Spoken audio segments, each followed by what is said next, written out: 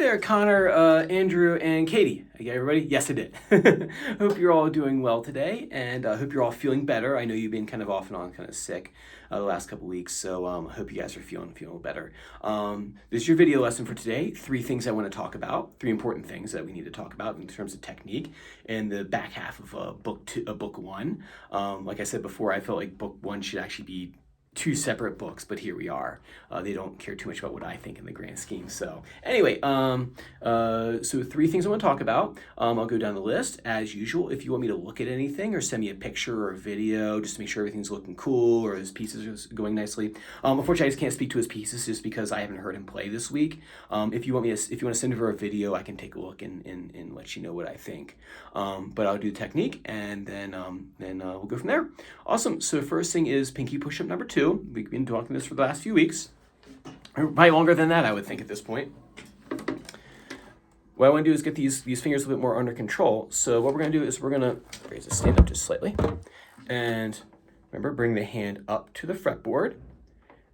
And you can see right here that my hand is, when I put my hand up here, it's kind of at a diagonal. So when I touch the fretboard here with my thumb side, it comes down like this, right?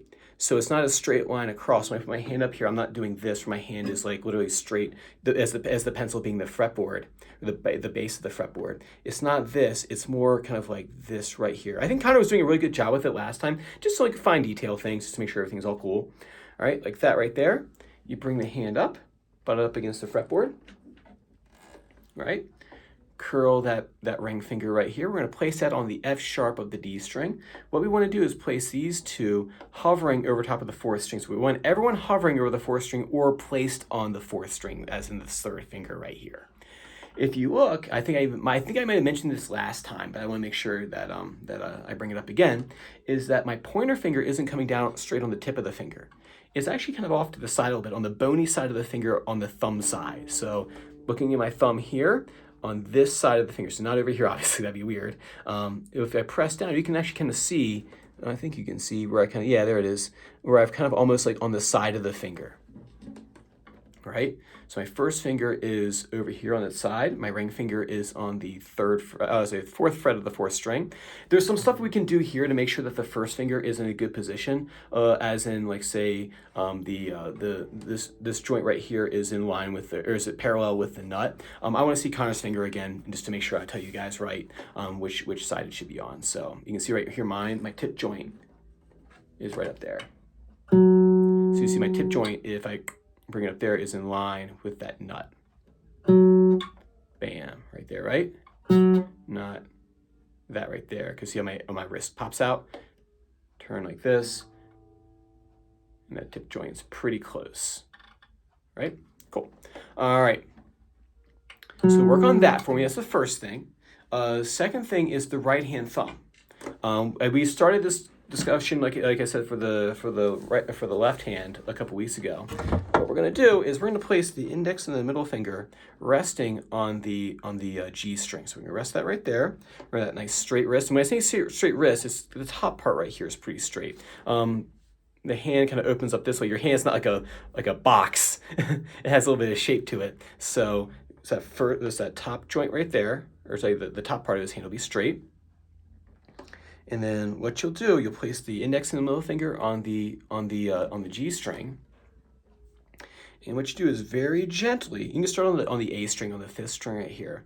You're gonna push that string, so you're gonna touch the string, and then you're gonna play. You're gonna push through the string. You're not gonna do a rest stroke where you rest on the string below like that.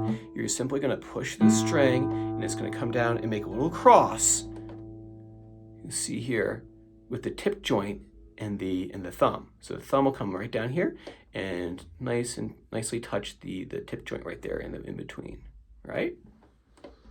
So we take the thumb here, pass through, and rest on the finger below, rest on the index finger below. So we're not resting on the string below, we're going down to the actual finger itself. Focus on relaxation. Keep the thumb nice and relaxed. Pass the thumb through, bring it back up. We're gonna do number 2. You wanna do 4 of these. Keeping the hand very still. 3, 4. And then you can start here at the 6th string. You raise it up, keeping the hand very still. fingers over the strings. 1, touch, play, 2, touch, play, 3, touch, play, 4. Move down to the next string, touch, play, same thing. Don't go as fast as I am right now, just nice and easy. I'm focusing on relaxation. I'm focusing on not tightening up my hand. That's where we're going slow. Relaxing, a little bit of pressure, push right to that string and right down to the tip joint of the index finger. Work on that for me, okay? And then the last thing is a very important right hand pattern. It's called, I call Mammy. You find it in the Bach tons, and it kind of gets the hand set up for doing arpeggios or broken chords. If you look here, lower this down, eventually he'll be doing things like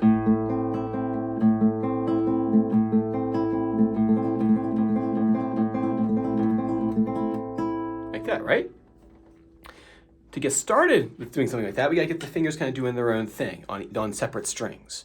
What we're gonna do is get the thumb on the 5th string, like as usual. If he was gonna play, lightly row or something, he's gonna play with. Review the finger names again: thumb P, index I, middle M, ring finger A. P, I, M, and then A.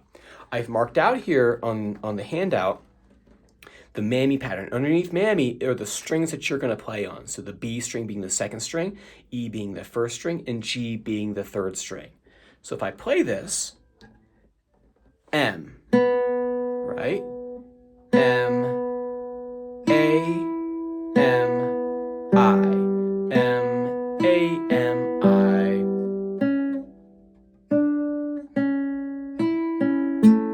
In the Bach tons, that's what it's going to sound like.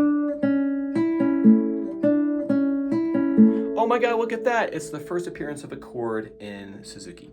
It's the Bach tons. That's why this is kind of important.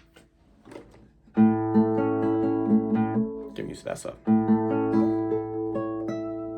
Anyway, so we have M, A, M, I. Now it's important, remember we said before in the previous section, touch, play. Same thing here. Touch, play with M. Touch, play with ring, or your A finger. A, touch, play with M. Touch, play with index. M,